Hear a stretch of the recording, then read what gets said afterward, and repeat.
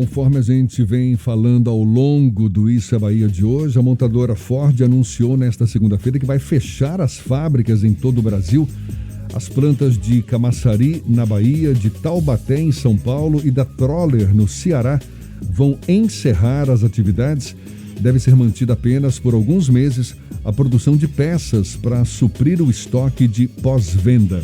Sobre a decisão da Ford de fechar suas fábricas no Brasil, a gente conversa agora com o superintendente da FIEB, Federação das Indústrias do Estado da Bahia, Vladson Menezes, nosso convidado, mais uma vez aqui no Isso é Bahia. Seja bem-vindo. Bom dia, Vladson.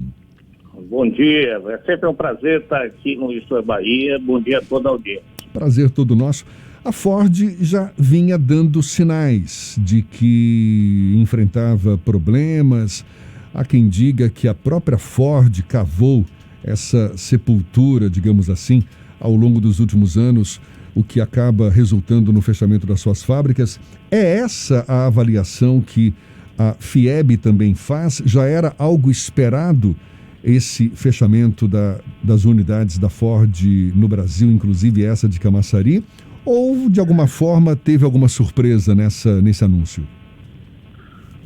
Olha, não era esperado, não. É óbvio que existiam alguns fatores que dificultavam a competitividade da Ford, não só em Camaçari, isso não é uma questão específica de Camaçari, é uma questão nacional, mas a decisão realmente não era esperada. E, inclusive, Camaçari, dentro do Brasil, era onde a maior parte da produção da Ford estava. Tá? Agora, existem algumas razões aí, Jefferson, que impactam nessa decisão e que tem a ver com a estratégia da Ford, mas tem a ver também com os condicionantes do mercado nacional, do ambiente de negócios no Brasil. Tá? Do ponto de vista estratégico, o que acontece? A indústria automotiva vem passando por mudanças, né? Eu tenho novas tecnologias, eu tenho um veículo elétrico, eu tenho um veículo autônomo, eu tenho novas exigências ambientais. E a Ford resolveu investir nesses aspectos nos países mais desenvolvidos, porque aí os ganhos tecnológicos, eles acabam sobrepondo a diferença de custo, por exemplo, da força de trabalho. Esse é um movimento que dificulta a produção nacional. Mas eu tenho também questões do Brasil. Primeiro, o mercado brasileiro, né? A Ford vinha perdendo espaço no mercado brasileiro. A Ford era a quarta montadora e, como você disse, desde 2013 ela vinha perdendo espaço. Fechou o ano passado em quinto. Na produção de veículos leves estava em sexto lugar. Então, isso é uma dificuldade da empresa. Agora, eu tenho uma dificuldade do país. Qual é a dificuldade do país? O ambiente de negócios. Porque, ao mesmo tempo que a Ford sai do Brasil, ela anuncia investimento na Argentina. E o que eu tenho aqui? Uma variação cambial muito grande, e essa desvalorização, quando ocorre, amplia os custos dos componentes importados. Eu tenho um sistema tributário complexo e ruim. Eu tenho uma burocracia excessiva. Eu tenho problemas de infraestrutura.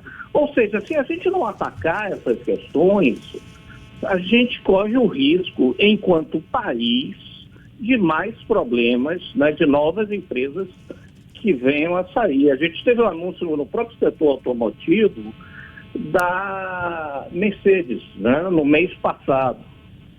Se eu juntar tudo isso com a pandemia, com a crise econômica, eu tenho um ambiente realmente muito negativo. O senhor acredita na capacidade, seja da Bahia ou do próprio Brasil, de substituir essa perda? O governador Rui Costa, por exemplo, já anunciou que iniciou sondagens de possíveis investidores.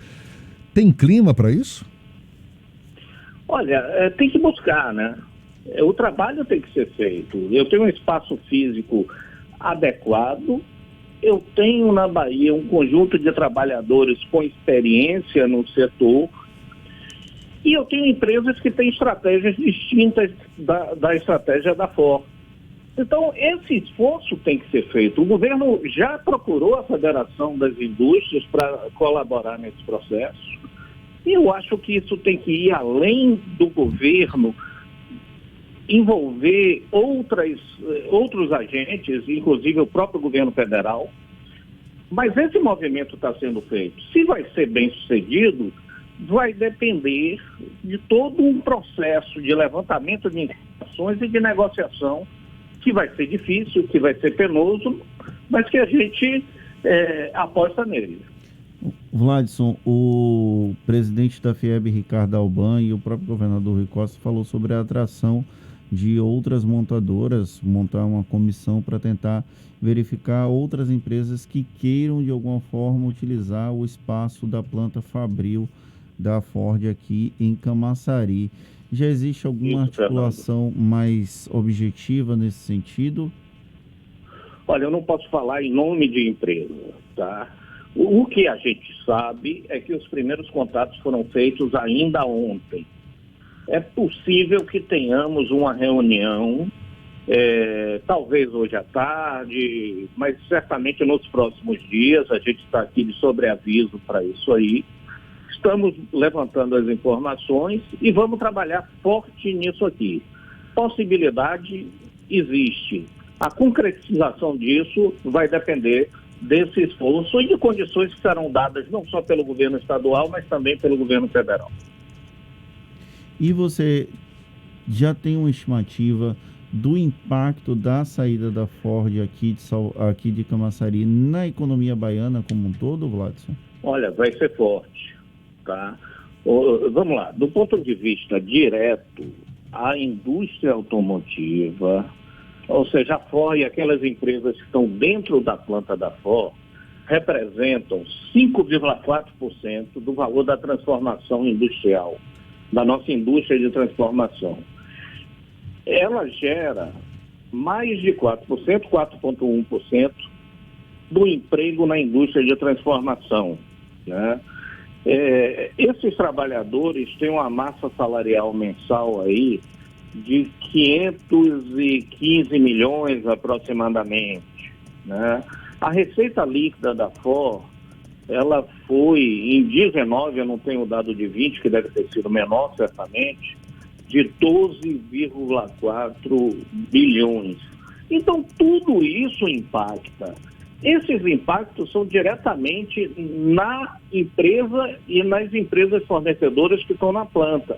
Mas se eu pegar a empresa de pneus, se eu pegar a empresa petroquímica, se eu pegar a atividade portuária, logística em geral, o impacto vai bem além. Então, assim, é importante reverter esse movimento. Não com a Ford já saiu, né, buscando outra. E é por isso que a FIEB está engajada em colaborar com o governo do Estado nesse processo.